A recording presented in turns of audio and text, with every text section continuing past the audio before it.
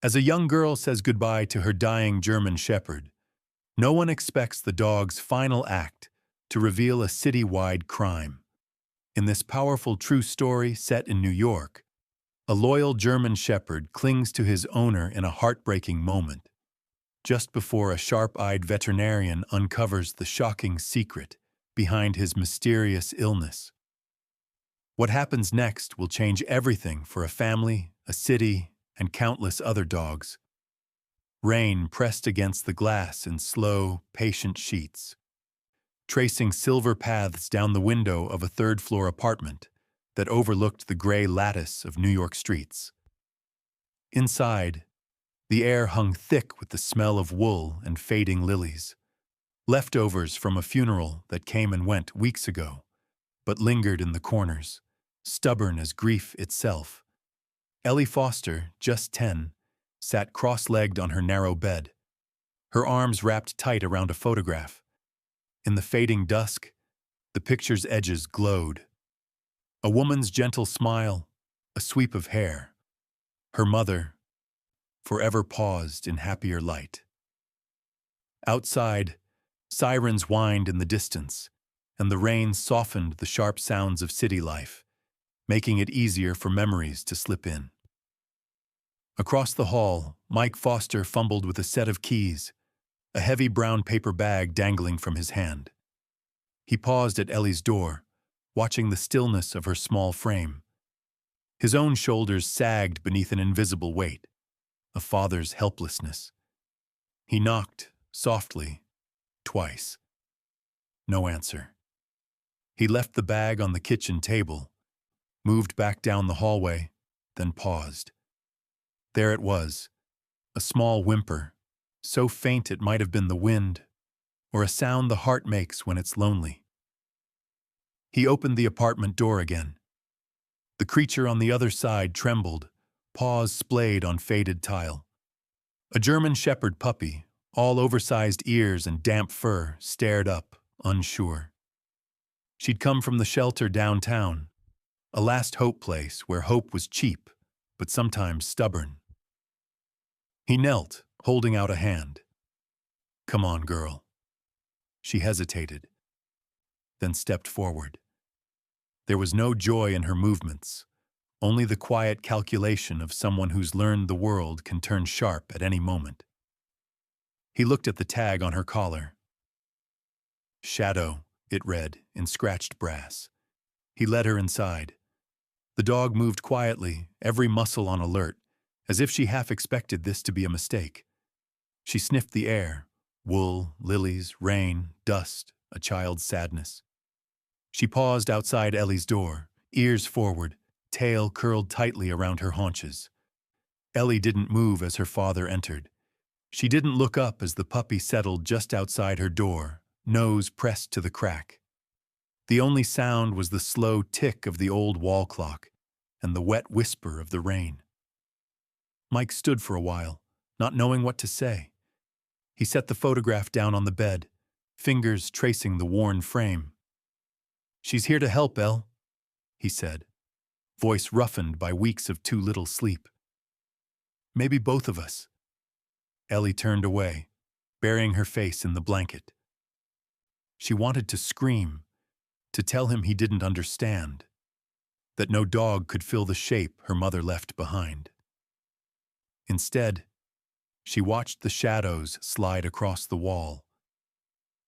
That night, as Mike cooked dinner, he knew Ellie wouldn't eat. Shadow didn't whine, didn't pace. She curled up by Ellie's door, silent, as if keeping watch. Ellie tried to ignore her. She wanted to hate this dog for daring to stay. She pressed her mother's scarf to her chest, breathing in what little scent remained.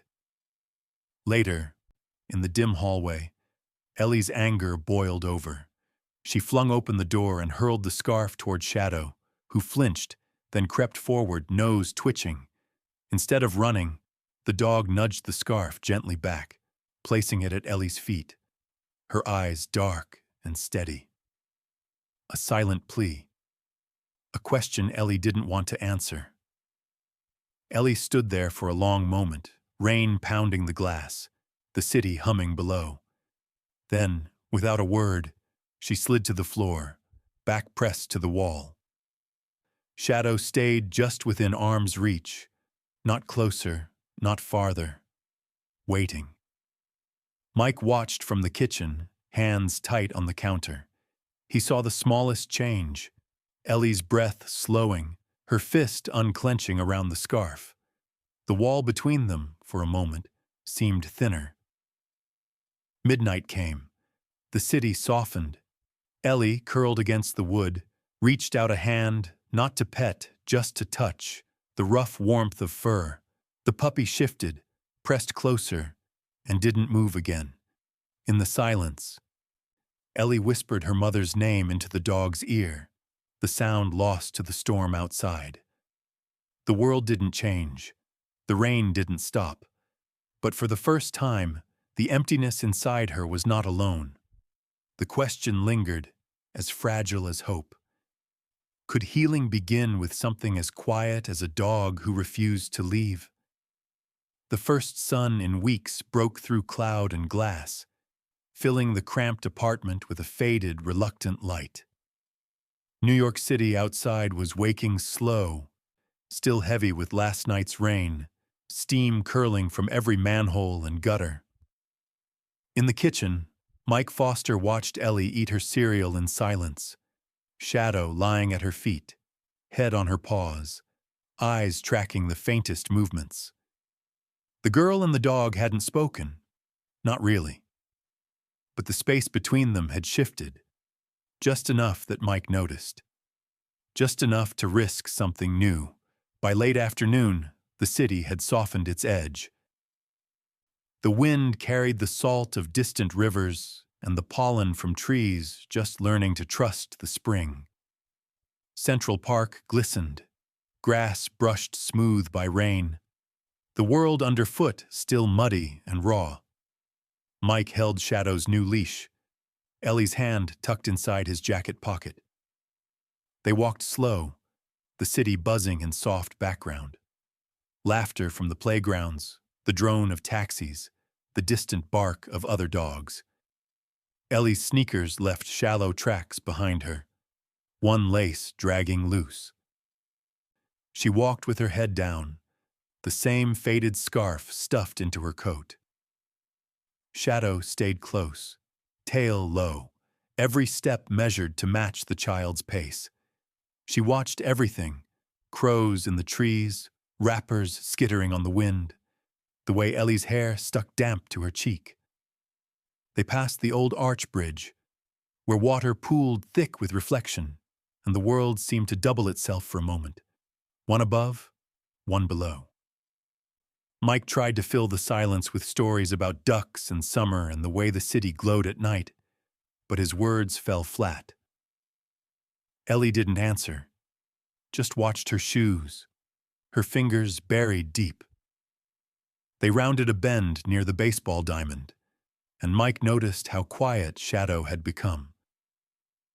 The dog's ears pricked, head tilting, posture no longer soft but braced, as if a line had tightened somewhere deep.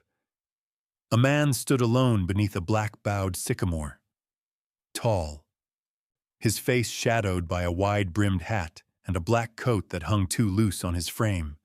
He didn't move, didn't speak. But Shadow's growl, low and strange, rippled through the leash. Ellie stopped cold, breath sharp. The man turned, just a little, and for a moment his eyes flashed under the brim, cold, flat, unreadable. The world seemed to shrink, sounds muting, light dimming. Shadow pulled forward, body coiled with energy that had nothing to do with play. Her lips peeled back in a silent snarl, not wild, not vicious, just sure. Mike stepped between the man and his daughter, voice steady, hand tightening on the leash, but the stranger only lingered for a second, then faded into the crowd, swallowed by spring jackets, stroller wheels, and the blur of tourists. The moment passed, but its shadow clung. Mike let out a breath. He knelt, fingers trembling as he checked Ellie, her cheeks flushed with fear and something older. Anger, maybe, or shame for feeling small. He barely noticed as Shadow whined, then, with a sudden shudder, collapsed into the grass. Her legs buckled, body twisting with pain so sharp it made the air go thin. Ellie cried out, her voice raw. She hadn't made a sound that loud in months. Her knees hit the mud, hands reaching, helpless. The world spun into motion. Mike scooped the dog into his arms, Ellie chasing close behind, heart pounding against the fabric of her coat. Every step to the curb felt endless. Cars, people, voices, nothing made sense except the heavy, limp weight of Shadow pressed against him. At the animal hospital, everything was too bright. Walls shining white, the buzz of machines cutting through hope. Dr. Monica Patel, sleeves rolled, eyes soft but sharp, met them at the door. She moved fast, no wasted words. Shadow's breath came shallow, her chest rattling. Ellie clung to her sleeve, face streaked with tears, refusing to let go. Mike's voice shook as he explained, but there was nothing left to say. They'd brought her too late, he thought. Inside, machines hummed, tubes snaked across the table. A team in blue moved around the dog's still body. Dr. Patel's brow furrowed, hands moving with a careful urgency. Blood pressure dropping, pulse fading. "We're losing her," someone whispered. Ellie pressed her palm to Shadow's side, not caring who watched. Her lips moved, not quite prayers, not quite pleading, just the old language of someone refusing to let go. She remembered how Shadow had nudged the scarf back, how she'd waited outside her door, how she'd simply stayed. Mike tried to speak, words of comfort, of hope, but his voice caught, mouth full of dust and regret. He thought of his wife, how she'd once told him that love was never loud, but stubborn, always showing up even when you least deserved it. In the humming blue glow, Ellie leaned close to the dog's ear and whispered, "Don't go, please." Her voice, for the first time in months, wasn't empty. It was sharp and full and fierce. The monitors flatlined for a moment. Time hung by a thread. Then, in the chaos, Shadow's eyes fluttered open just for a second. Her gaze found Ellie's, not pleading, not afraid, but certain. A promise exchanged in silence. "I am still here." Dr. Patel caught it, a flicker of life. She barked orders, hands flying, adrenaline tightening the air. Machines beeped, a team rallied, hope returned with a quiet defiance. Mike pulled Ellie close as the world settled into uneasy calm. In that sterile room, with its two bright lights and two cold floors, a dog's steady gaze tethered them all. They didn't know what tomorrow would bring, but in that moment, Ellie's fear broke just a little. Outside, dusk fell soft across the city, the rain finally giving way to starlight. Inside, a father, a daughter, and a wounded dog waited, bound together not by words, but by a hope so stubborn it refused to die. Night fell hard against the hospital's bright walls. The city outside faded into a blur of yellow streetlights and distant sirens, but in the waiting room, time moved only in the hush between beeps and the slow tick of the clock. Ellie wouldn't leave. She curled on a too-small chair in the corner, knees pulled to her chest, a notebook open in her lap, pencil smudging across the page. She drew Shadow in a superhero cape, leaping over danger, nose to the wind, always returning, always safe. Across the room, Mike sat with his elbows on his knees, hands clasped until his knuckles whitened. His eyes, rimmed red with fatigue and worry, kept drifting to the double doors that led into the ER. He thought of how easily things could vanish, Warmth from a room, a familiar scent, the soft weight of hope. His mind wandered to the night his wife died. 1 second she was there. The next she was gone, leaving only the quiet, the questions, the longing for a way back. Every now and then, nurses moved in the corridor, their voices low and steady. Somewhere, a machine alarmed, a brief spike in noise, then calm again. Mike studied his daughter, watched the line of her back as she drew. She'd spoken barely a handful of words in days, but now, when he reached for her, she stiffened, holding tight to the notebook as if it might shield her from more loss. Shadow lay in a glass-fronted kennel, pale blanket pulled over her haunches, tubes stitched into the soft fur at her neck, bandages peeking through. The hum of the oxygen machine made her sides rise and fall, each breath a fight. Her eyes remained closed, paws twitching once, then still. A nurse stopped by every hour, charting numbers, replacing fluids, murmuring comfort that was more for the living than the dying. Ellie pressed her face to the glass, hands flattened, willing Shadow to sense her presence. She whispered stories, half to the dog, half to herself. "You're a hero now. You have to come back, okay? Heroes always come back." Her voice broke on the last word. She stayed even when the nurses said visiting hours were over, even when Mike offered to take her home, even when the city outside faded into the loneliness of early morning. Time thinned. Shadows lengthened along the linoleum. Mike paced the hall, voice hoarse from calling his brother, then his boss, then nobody at all. He wondered if this was penance, if there was some tally kept somewhere, for all the times he'd let Ellie's grief drift alone in the dark. He had done everything he knew, but nothing seemed to matter.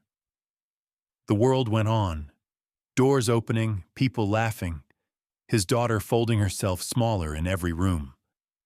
Inside the ER, Dr. Monica Patel stayed long after her shift ended. She scanned lab results, traced the numbers on the monitor with her fingertip, frowning. There was something wrong, something deeper than what met the eye.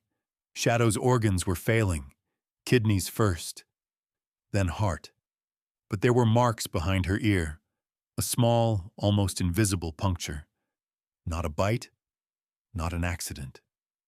Dr. Patel leaned in, examining the wound with gentle precision. Something had been injected, not by accident, not by nature, a deliberate harm. She wrote notes in careful handwriting, her thoughts circling back to other cases, 2, maybe 3 dogs from the same area, collapsing suddenly, all brought in after acting strangely, all gone by dawn.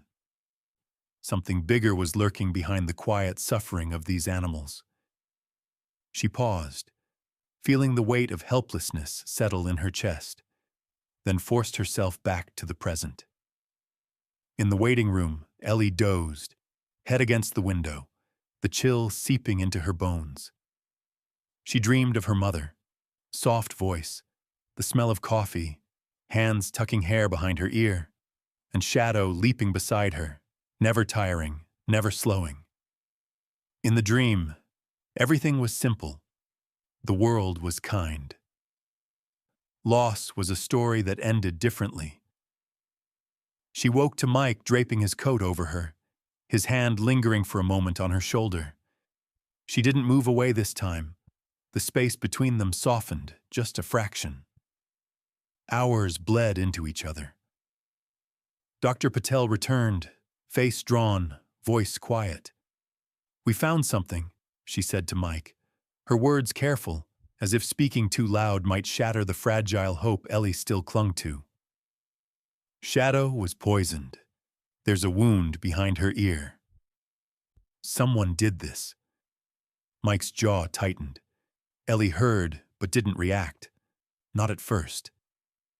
Then the truth settled in, cold and certain. This wasn't bad luck. Someone wanted to hurt Shadow, maybe other dogs too. Fear tangled with anger, then with something fiercer, determination. Later, when the sun finally crept up between gray towers and the city stretched awake, Ellie sat beside Shadow's kennel, sliding her fingers between the wires, stroking the matted fur at her paw. She whispered stories, the same ones she used to tell her mother in the dark. Stories of second chances, of bravery, of coming home even when the world tried to keep you away. The dog's eyelids fluttered, the faintest sigh escaping her muzzle. Mike watched from the doorway, realizing that hope wasn't a thing you felt. It was a thing you did, a choice made in every act, no matter how small. A father sitting through the night, a girl refusing to let go, a dog fighting for breath, for life, for a family not quite whole, but not yet broken. Shadow's eyes opened just a crack. Ellie's hand went still. For a heartbeat, the world narrowed to that single gaze. Dog to girl, girl to dog, both wounded, both refusing to give in. And in that moment, something shifted. The fear didn't vanish, but it lost its grip. Hope moved in, quiet, stubborn, and real. The day would bring more questions than answers, but for now, Ellie believed just enough that heroes really could come back. Dawn settled gently over the city, pouring gray light across the apartment where the air felt heavier than sleep. Ellie sat at the kitchen table, her pencil moving in slow, hesitant lines across another sheet of paper. The drawing was not of superheroes today, but of Shadow curled on a blanket, eyes open, body thin and still. Each line seemed to ache with longing, with fear of losing what little she had left. She paused often, staring out the window at the traffic that moved on, uncaring. Shadow rested nearby, weak but watching. Her breaths were shallow, a soft rhythm, the sound of survival against odds. Mike hovered in the doorway, a mug of untouched coffee growing cold in his hands. He glanced between the dog and his daughter, his face marked by exhaustion and something older, helplessness, the knowledge that some things can't be fixed by wanting them enough. The apartment felt changed. The old silences had returned, but now they pressed from every wall. Ellie had stopped fighting sleep. At night, she woke trembling from nightmares. The stranger in the park, Shadow falling, her mother's voice fading at the edge of every dream. She clung to the dog's presence, curling on the floor beside her, cheek pressed to rough fur, listening for any sign of pain. Sometimes she whispered apologies she couldn't say aloud to anyone else. Shadow, even as she weakened, remained. She watched over Ellie, her gaze unwavering, on the worst nights when the nightmares pressed hardest. Shadow lifted her head and nudged the girl's arm, silent but sure. Ellie held tight to the collar, thumb tracing the name over and over, as if she could rewrite the world by sheer will. Dr. Monica Patel moved quietly through her clinic, her steps measured. She had stayed late each night, refusing to accept the mounting count of unexplained deaths. The memory of other dogs, brought in after collapsing, with wounds behind their ears, haunted her. She'd started a notebook of her own. Names, dates, symptoms, all spiraling out from a single word. Why? That morning, she combed through records, fingers pausing on each line of medical shorthand. 3 dogs, all German shepherds, all brought in by different people, all displaying the same rapid decline. She replayed every small detail, searching for connection, for pattern. Then, in a moment of clarity, she remembered the names of their trainers. All led back to one man, Spencer Dange. Dange had a reputation in the city's corners, a charismatic dog trainer, known for his tough love, his booming laugh, the way even the most aggressive dogs listened to him. But behind closed doors, rumors crept. Training that was too harsh, dogs that never came back, quiet conversations about animals that simply vanished. Monica's chest tightened.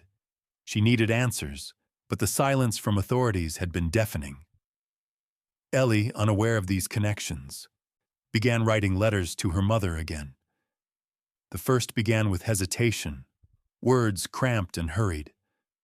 "Mom, I'm scared. Shadow almost died. They say it was poison." The letters piled up in a box beneath her bed. She wrote about the man in the park, about the look in Shadow's eyes when she refused to leave. She wrote about the quiet that sometimes grew so thick it felt like drowning. Mike started noticing changes, subtle at first. Ellie, so often closed off, now lingered at Shadow's side for hours, her fingers brushing fur in gentle, anxious movements. She moved with a purpose, gathering bits of evidence, a leaf from the park, the empty vial Dr. Patel showed her, sketches of the man in the black coat. The air in the apartment became charged with something new, not just fear, but a careful, gathering resolve. Dr. Patel reached out to Mike, her tone grave but determined. "There's a pattern," she said, voice low over the phone. "This wasn't an accident. And I think I know who's behind it." Mike listened, anger and worry knotting in his stomach. When she mentioned Spencer Dange, the name flickered with recognition, something he'd heard once at the shelter, warnings half-joked among volunteers. Together, Dr. Patel and Mike tried to raise the alarm.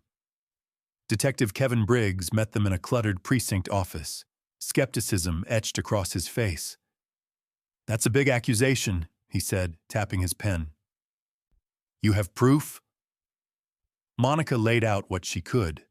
Records, photographs, timelines, but there was no single piece, no hard evidence to force action.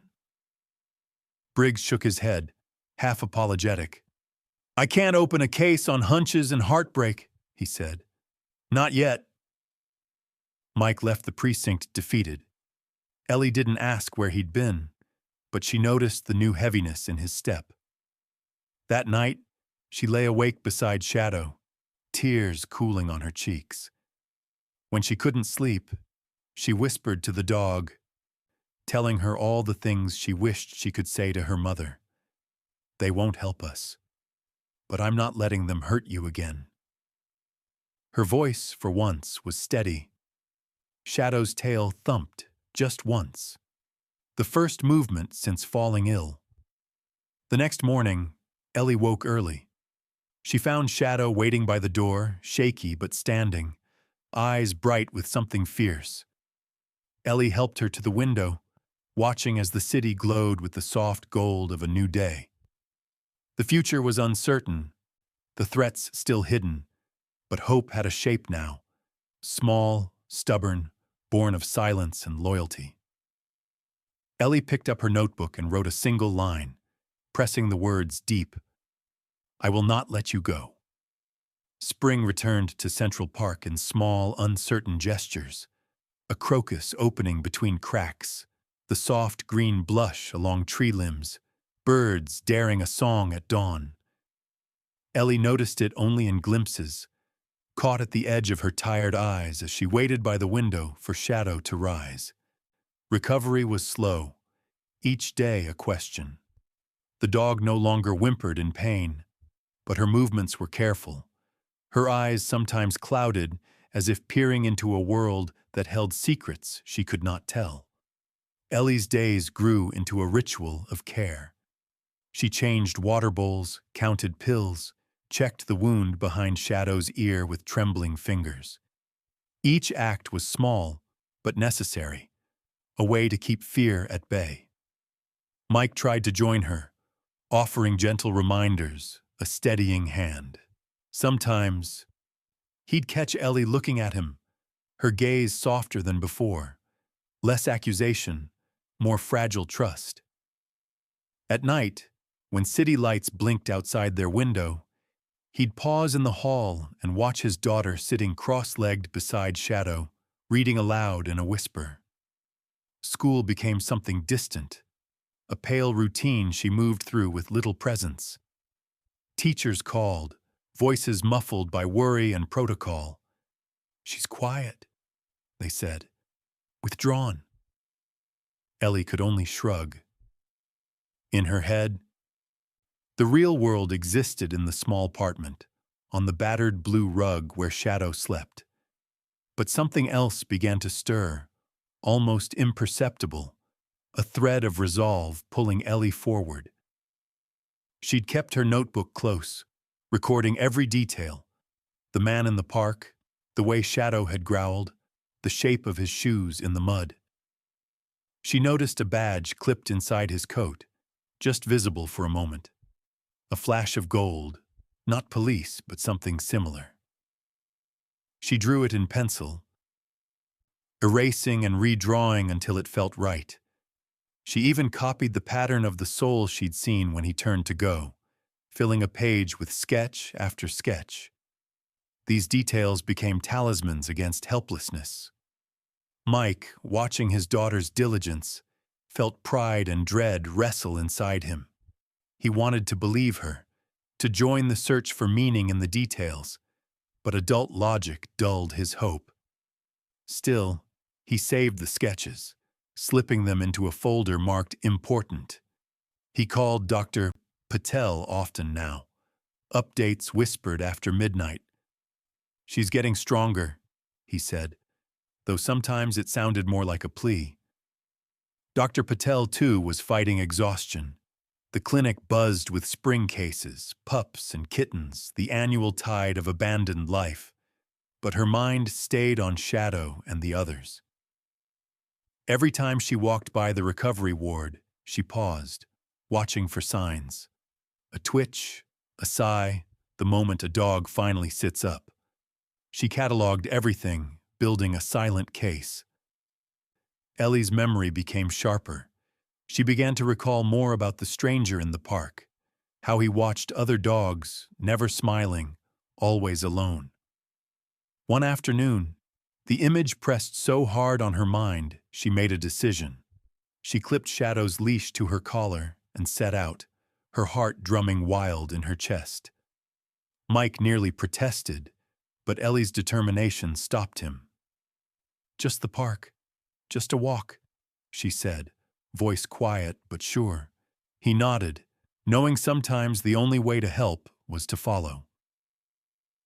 Central Park in spring was all movement, strollers, joggers, laughter leaking from playgrounds, but Ellie's eyes scanned for shadows. She kept to the path, Shadow limping at her side. Every so often the dog would pause, nose lifting to the air, then moving on, as if following a trail Ellie couldn't see. By the old bridge, Ellie froze. The man was there again, just for a moment, standing apart from the crowd, coat buttoned tight, head lowered.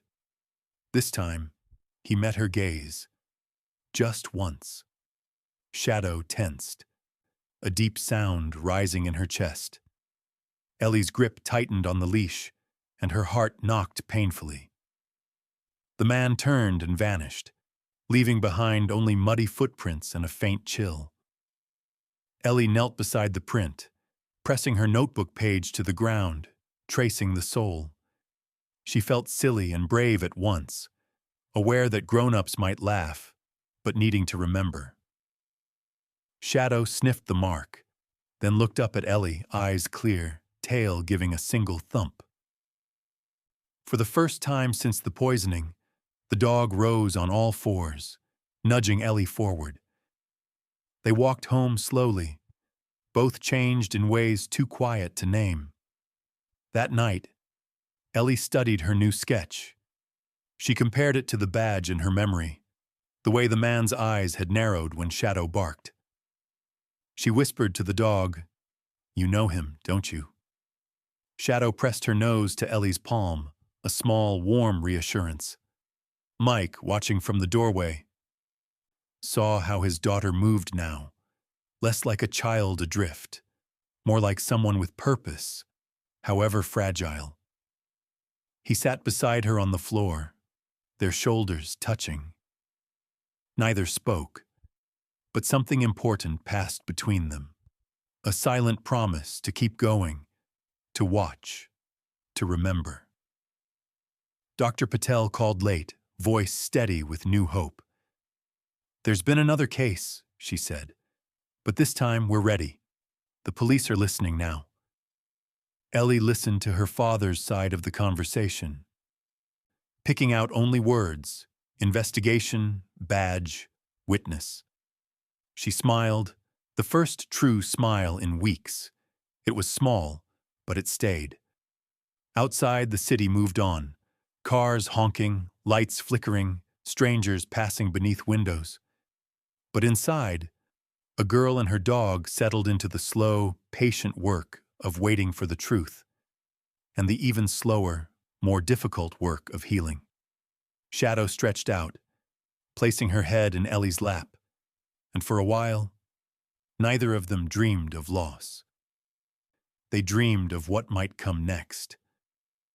Rain returned to the city, a quiet tapping on windows and roofs, washing colors from the street into a watercolor blur. In the apartment, the air was thick with dampness and waiting. Ellie lay on the rug beside Shadow, feeling the gentle rise and fall of the dog's breath against her cheek. Mike passed through the hallway with coffee and lists, glancing down each time, just to make sure, he told himself. But the truth was deeper. They were all waiting for something. News, a break, or maybe just a morning when the old sadness didn't press so hard. Shadow was moving better, but there was a wariness in her steps. She favored her left side, eyes flicking to corners, as if sensing dangers others had missed. But every morning, she followed Ellie from room to room, a silent guardian, always present but never demanding. Ellie's fingers found comfort in the coarse fur and the brass tag, thumb tracing the letters over and over. School calls became more insistent. Mike answered them with polite apologies, voice always calm, always tired. "She's recovering. Family things. We'll be back soon." No one pressed harder, though he heard judgment in every pause. Most afternoons, Ellie walked Shadow along the quieter streets near their building. Sometimes Mike joined. Sometimes he watched from the window. Ellie moved with new purpose, not quite fearless, but changed. She studied the world more closely now. The faces that blurred past, the ways dogs and people crossed paths in the park, the ordinary kindnesses and the small cruelties that shaped a day. The sketches multiplied. Badges, shoes, the sharp line of the man's jaw. Ellie clipped them to her wall, constellations of memory and warning. She began to fill small pages with notes about Shadow's recovery, about dogs she'd seen with that same wary tension. "Look for the little things," Dr. Patel had said over the phone. "That's how truth hides." One afternoon, a letter arrived. No return address, only their apartment number in shaky handwriting. Mike found it first. Inside was a photograph, grainy, taken from a distance. It showed the man from the park, the same dark coat, the same flash of gold on his chest. Behind him, just out of focus, another dog walked on a short leash, head down. The note beneath read, "He hurts them all." Mike stared at the picture, a chill moving through him. He waited until Ellie came home, then placed it quietly beside her notebook. She turned the photo in her hands, eyes wide with something like recognition and dread. Shadow sniffed the picture, a low rumble building in her chest.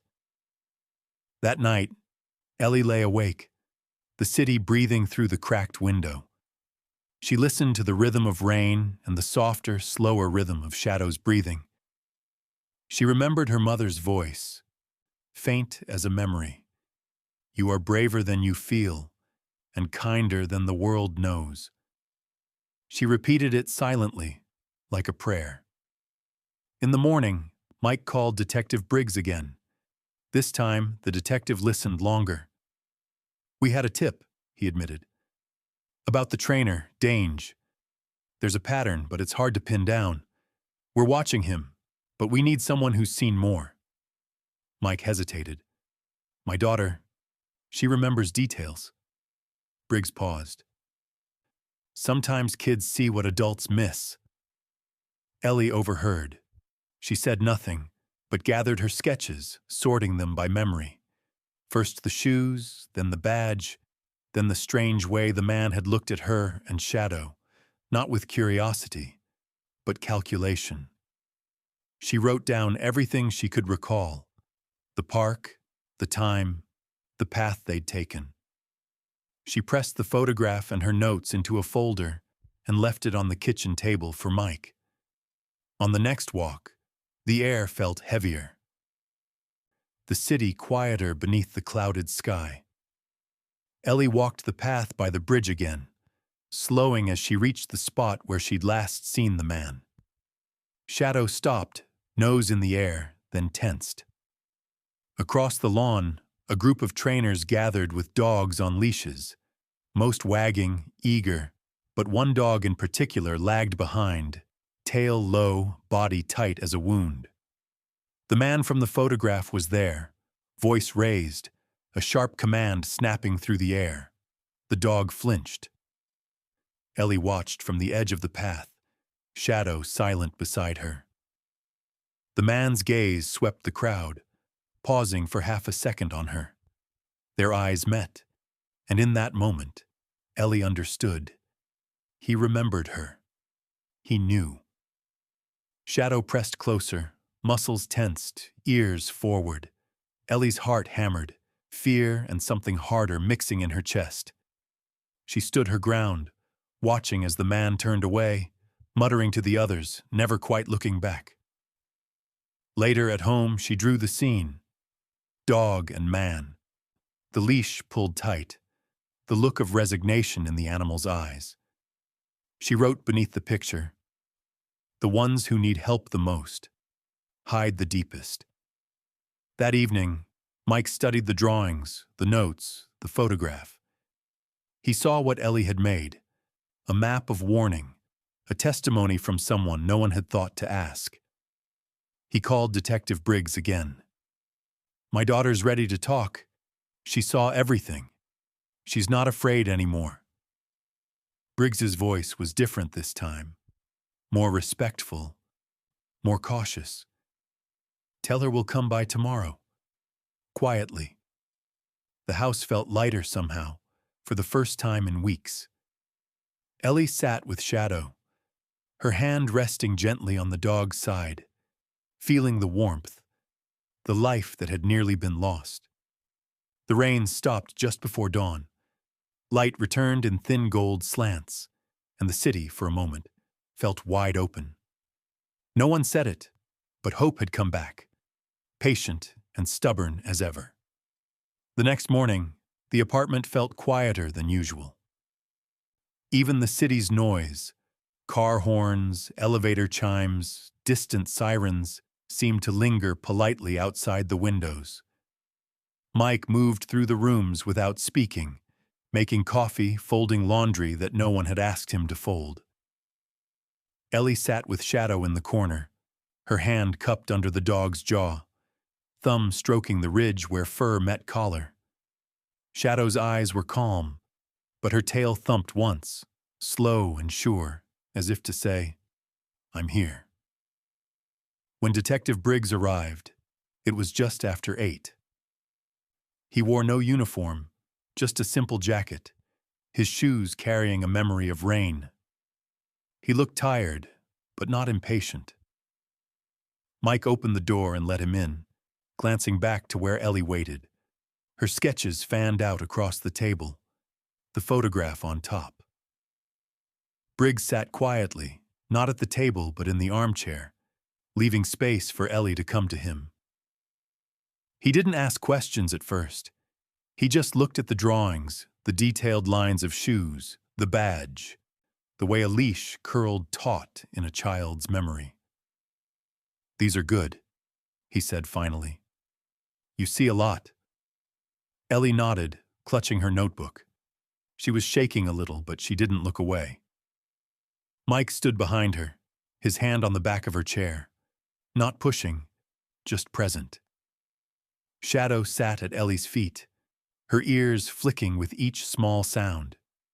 Every so often, she looked from Ellie to Briggs and back, her loyalty radiating in the soft arch of her spine. Briggs waited. Then, gently, "Can you tell me what happened in the park?" His voice was soft, not the voice of a policeman, but someone who understood how hard the telling could be. Ellie spoke in short bursts, her words careful, the pauses longer than the sentences. She described the man, his height, the black coat, the strange badge, how Shadow had growled first, how the man hadn't flinched, how his eyes found Ellie, then slid past her like she was nothing, how the next day Shadow had fallen sick, and how other dogs had too. Briggs wrote in a notebook, not interrupting, not hurrying her.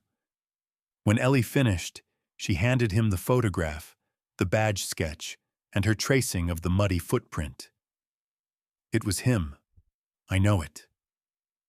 Briggs looked at the papers, then at her, and nodded. Not in a way that promised anything, just an honest recognition. "Sometimes the best witnesses don't have the loudest voices," he said. He turned to Mike. "We'll keep this quiet for her sake. But this helps a lot." He left not long after, the folder of sketches tucked under his arm, his thank you a silent nod. Mike closed the door and let out a slow breath, like he'd been holding it all week. He knelt beside Ellie and Shadow, gathering them both into a gentle, wordless hug. Ellie didn't pull away. For the first time, she leaned into her father's warmth. The day moved slowly. Ellie watched the window, waiting for a sign that things might change, that telling the truth would matter. Mike made her lunch, grilled cheese and tomato soup, and sat across from her, eating quietly. Shadow lay at their feet, eyes half closed, one paw resting against Ellie's ankle. In the afternoon, Dr. Patel called. Her voice carried hope, threaded with caution. "Briggs just called me. He says the department is moving, quietly, but it's happening. They're going to watch Dange, follow his routine, and they'll keep your names out of it. For now." Ellie felt relief, but it didn't shine. It sat heavy in her chest, edged by worry for all the other dogs, the ones she'd never met. She glanced at Shadow, who met her gaze unblinking. Rain returned before dusk, drumming softly against the glass. Mike found Ellie in her room, sorting through her letters to her mother. Some pages were crumpled, tear-stained. Others were crisp and neat. He sat beside her, picking up one at random, reading the first line before stopping, unsure if he had permission. Ellie watched him for a moment, then nodded. He kept reading, slowly, carefully, as if the words might break. When he finished, he left the letter in her hand and rested his arm around her shoulders. Neither spoke for a long time. That night, sleep was easier. Ellie drifted off to the sound of Shadow breathing. The dog pressed close, their warmth shared. In her dreams, the city was quiet, and no one was afraid. She saw her mother standing by the park fence, smiling.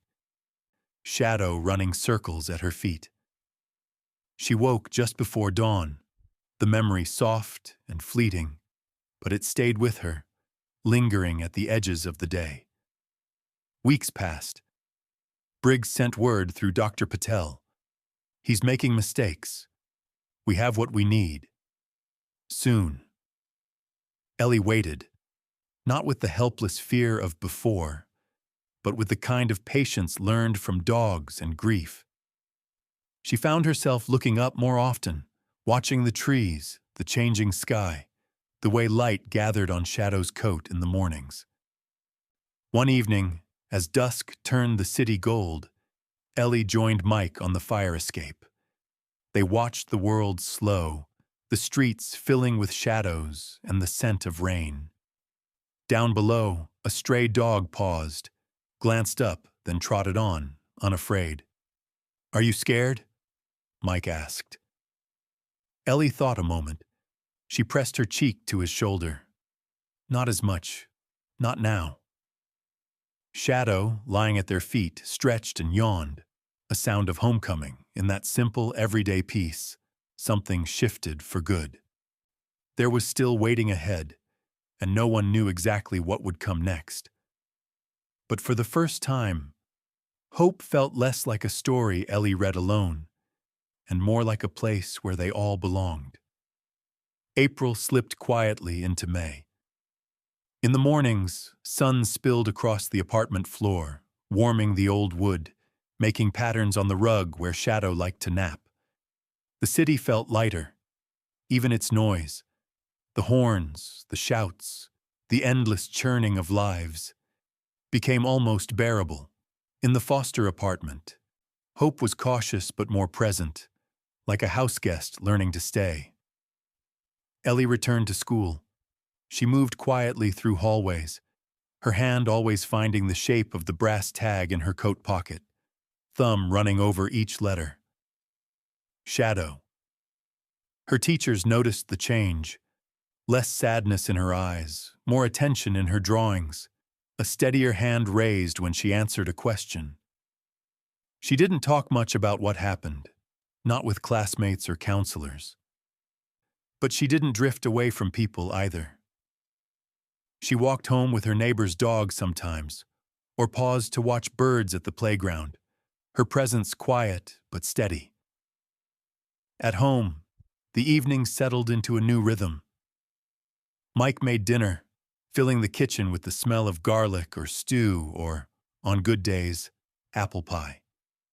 He talked more about work, about the city, about things that didn't matter, and sometimes, when Ellie was ready, about her mother. He read aloud from her letters, voice steady, letting memory become less like an ache, more like a gentle pressure. Ellie listened, sometimes laughing at the parts she thought no one would ever read out loud. Shadow recovered slowly, but her spirit grew brighter. She claimed her spot by the window, watching for pigeons and for the world's small comings and goings. She barked at delivery men, greeted neighbors in the hall, and learned to sleep with her head on Ellie's lap, sighing in the way only dogs can when they know they're home for good. Detective Briggs called less often now, but when he did, the updates came in careful, measured tones. "We're watching Dange. He's nervous. There are others. Dogs. Witnesses. The evidence is coming together." Ellie would listen on speakerphone, her hands in Shadow's fur, her eyes meeting Mike's with something close to understanding. Briggs never promised anything, but his voice always ended with, "You did good, Ellie. You helped more than you know." One morning, just as school let out, the news moved through the city like a warm wind. Police had arrested Spencer Dange on animal cruelty charges. Dogs from his training business were found malnourished, abused, and several poisoned. There was no press conference, just a quiet release to local reporters and a few lines in the paper. Dr. Patel called that night, voice bright for the first time in weeks.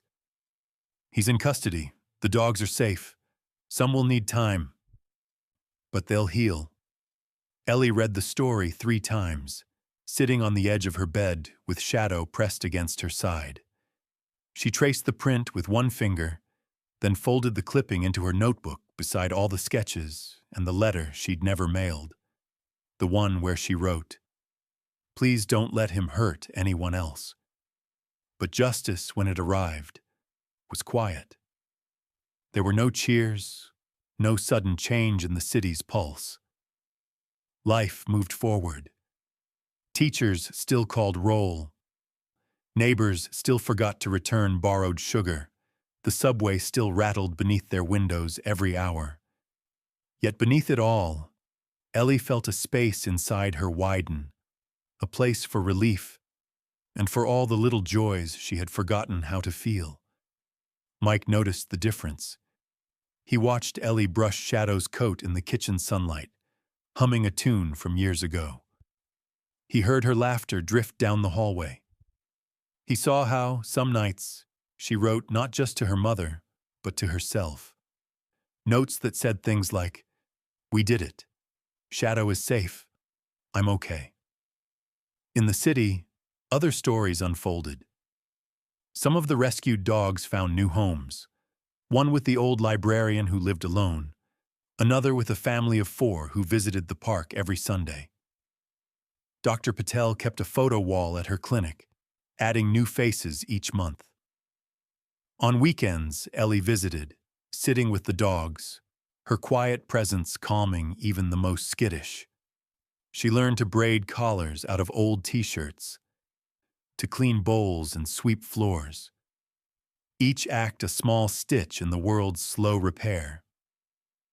Shadow's wound faded, replaced by a patch of white fur behind her ear. When strangers asked, Ellie just smiled, fingers running over the spot. "It's where she survived," she would say, nothing more. One Saturday, Briggs brought his own dog to the clinic, a retired police shepherd named Rufus. He and Shadow sniffed each other, then lay side by side, eyes half closed, as if old warriors finding rest in each other's company. Briggs knelt beside Ellie. "You ever think about working with dogs?" he asked, but he already knew the answer.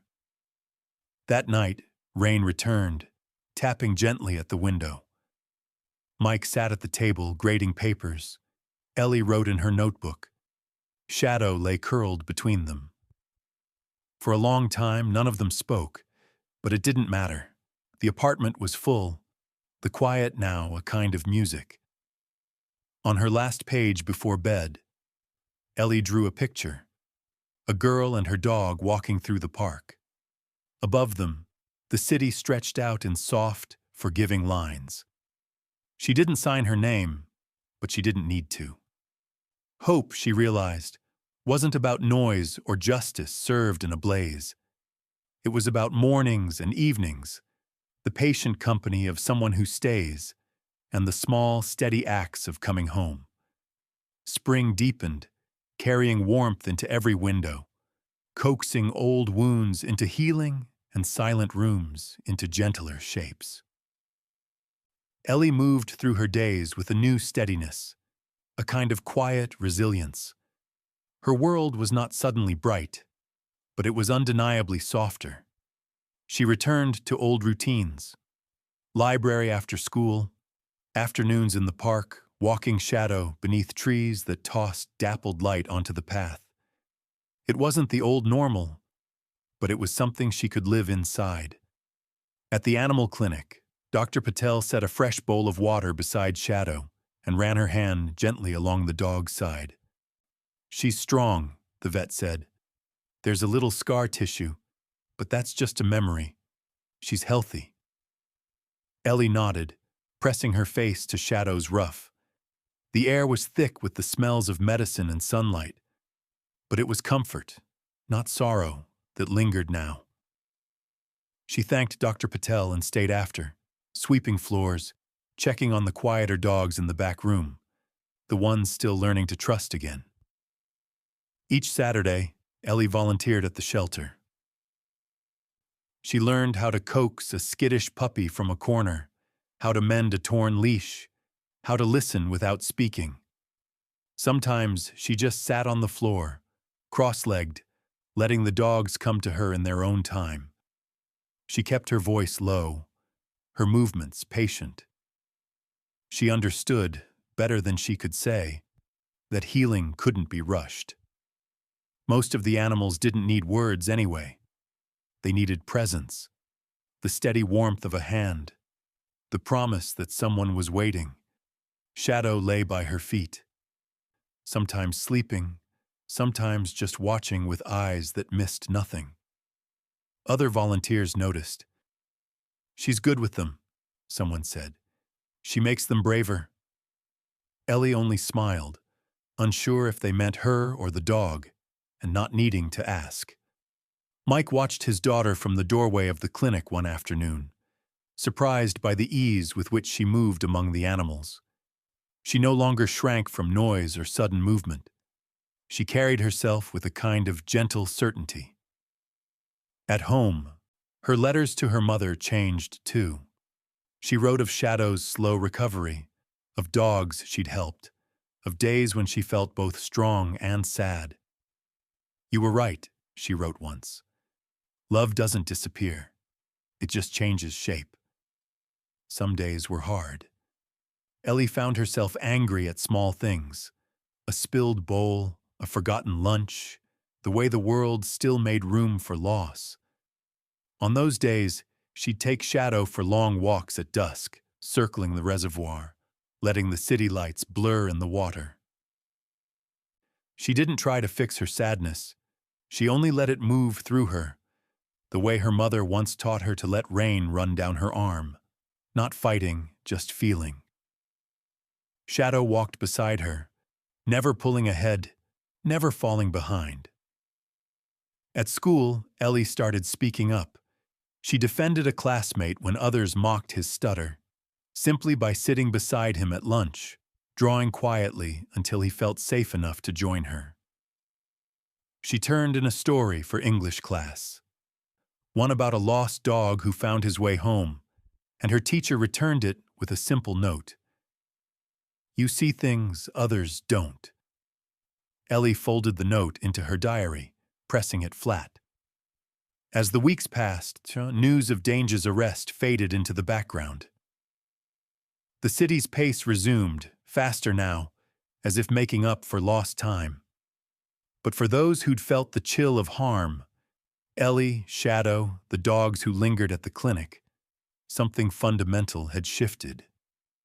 Kindness, Ellie realized, was not in grand gestures, but in the daily, stubborn act of showing up.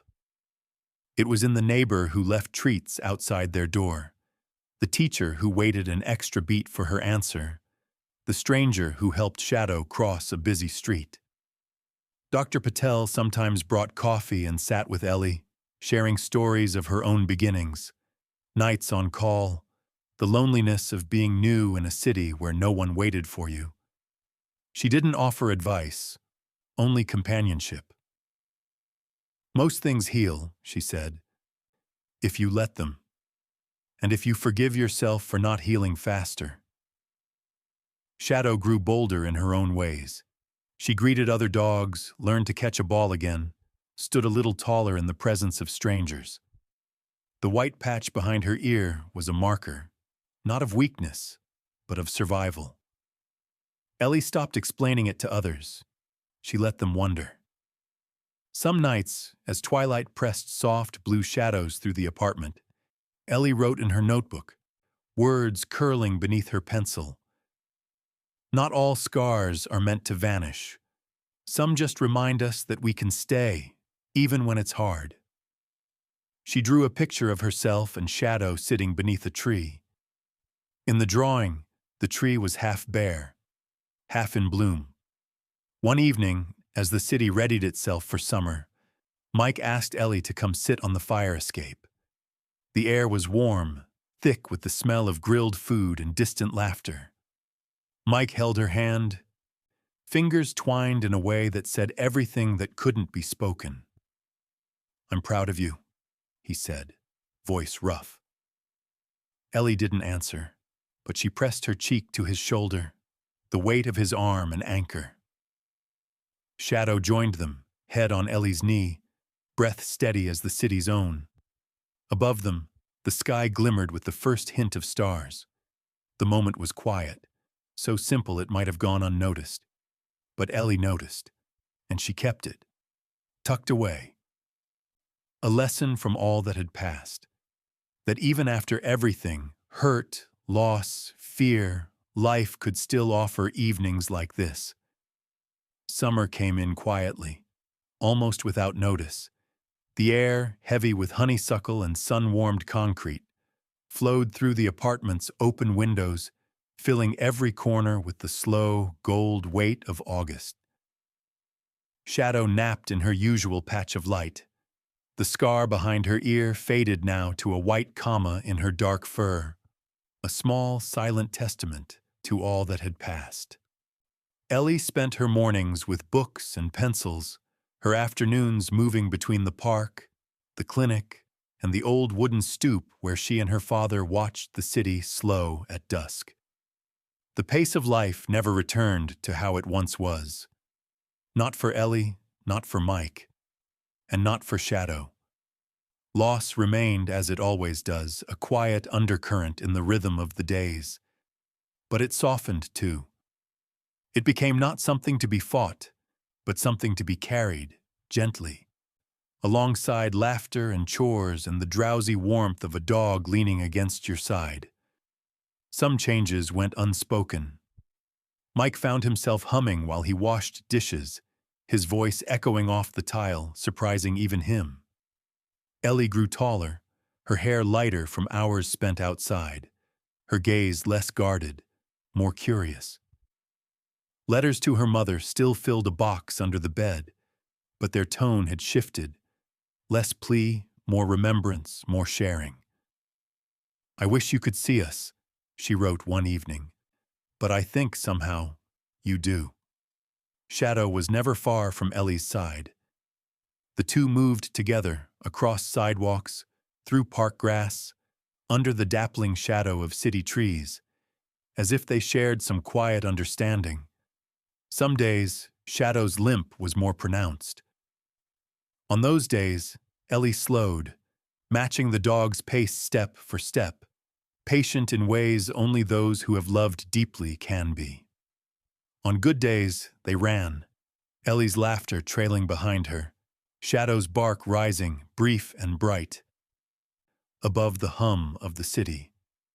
At the clinic, Dr. Patel let Ellie help with the youngest dogs, feeding, brushing, soothing with the same patient touch that had, months before, brought Shadow through her darkest hours. She never boasted of what she knew. She simply stayed and learned and gave. Other volunteers took notice. Some quietly asked her advice. A few just watched, as the more fearful dogs found sleep at her feet. Mike watched from a distance, proud in a way that needed no words. Sometimes, at night, he would pause at Ellie's doorway, watching the rise and fall of Shadow's breath, the shape of Ellie curled with a book, the golden haze of late summer tangled in her hair. The grief in him didn't vanish, but it changed. It became a place where love and sorrow could sit together, in silence, without bitterness. When Dange's trial came and went, barely a headline, barely a conversation, Ellie and Mike marked it not with celebration, but with a quiet dinner and a walk in the park. Shadow padded beside them, her tail swaying with a steady confidence. They sat beneath a wide old tree, Mike's hand in Ellie's, Shadow pressed between. The city moved on around them, indifferent and infinite, but for a moment they belonged wholly to themselves. Ellie's letters changed again. She began writing to herself. Small notes left on the fridge, reminders tucked in the pages of her books. "You are brave. You made it through. Let hope be quiet, but real." She wrote to Shadow. 2. Thank you notes for staying. Apologies for every time she had been afraid. Promises that there would always be a home, a bowl, a hand to scratch behind the ear. One late afternoon, as cicadas droned and the city glowed beneath the low sun, Ellie found a lost dog in the alley behind the clinic. A young mutt, coat like wild wheat, eyes wary and wide. She knelt, let the dog come to her, and waited, her hand outstretched, still as stone. Shadow watched from the door, tail giving a single thump. It took time, but the young dog crept forward. Ellie stroked his head, murmured something no one else could hear, and smiled. "You're safe now." That night, Shadow rested her muzzle on Ellie's knee, watching the city slip from gold to blue. Mike sat nearby, sorting laundry, humming the tune that had become their own. For a long while, none of them moved. In the quiet, Ellie thought of everything that had changed, and all that had not. She thought of the old wounds, the ones that left scars, and the ones that only changed the way you moved through the world. She understood, finally, that not every pain needed to be healed for life to be full again. Some things could remain unfinished, unanswered, and still be enough. She pressed her hand to Shadow's back, feeling the slow, steady thrum of a heart that had refused to give up. She looked out at the city, its windows glowing in the dusk, and felt herself settle deeply into belonging. There was no speech, no triumph, no ending as stories sometimes promise. There was only this, a girl, a dog, a father, and the long, slow work of staying. There was love, quiet, flawed, ordinary, and enduring. There was the world, still bruised but not without mercy, still capable of softness, of welcome, of gentle returning. And in that, for now, was everything.